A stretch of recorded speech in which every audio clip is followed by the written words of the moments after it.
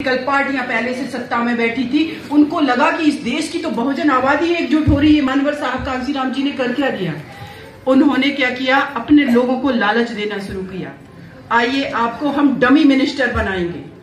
Dummy minister का आप ये मंत्री हैं, ये सांसद हैं, लेकिन आपका लेटर पैड उन मुखियाओं के हाथ में रहेगा जो पार्टी चला रहे हैं, और आपको पता भी नहीं रहेगा आपके लेटर हेड पर आपके सिग्नेचर से काम उनके होते हैं, ना कि हमारे। ये इस शासन सत्ता की रियलिटी है।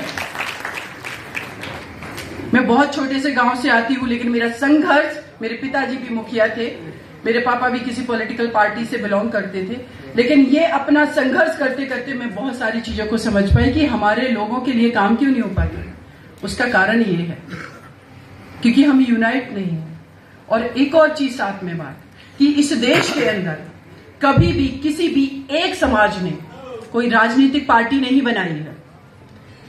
आप सामाजिक रूप से एकत्रित होकर के सामाजिक संगठन चला सकते हैं, लेकिन अगर आपको राजनीतिक भागीदारी सुनिश्चित करनी है, अगर राजनीतिक भागीदारी चाहिए, तो आपको अपने समाज के साथ उस समाज को जोड़ना होगा जो समाज आपके साथ तन मन धन से जुड़ सकता है, जो आपकी आइडियोलॉजी के साथ जुड़ सकता है। बिल्कुल। और इसीलिए मानवर साहब कांसीराम जी ने जब ये बहुजन समाज पार्टी बनी, तो उसके साथ इस देश का माइनॉरिटी जुड़ा, उनके साथ इस देश का कुशवाहा, सैनी, ओबीसी की हजारों जातियां जुड़ गई, और उन्होंने वो करके दिखा दिया।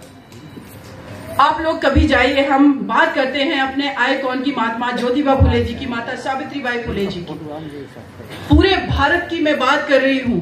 अगर सबसे अच्छा स्टैचू कहीं बना है तो आप लोगों को देखना है ना, तो जितने मेरे भाई गए लखनऊ में परिवर्तन चौक के पास, आप अंबेडकर पार्क में चले जाइए, बीचों बीच बहन सुश्री कुमारी मायावती जी ने किसकी मूर्ति बनवाई है?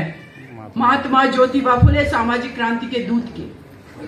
क्योंकि हमारे हिस्ट्री है, हमारा इतिहास है, हमारे आइकॉन है, लेकिन वो कौन लगा रहा है? जब हमारी आइडियोलॉजी का नेता सत्ता में बैठ रहा है। आप सोचिए, हम आज बात कर रहे हैं कि हमारे बच्चे पढ़ गए लेकिन नौकरियां नहीं है।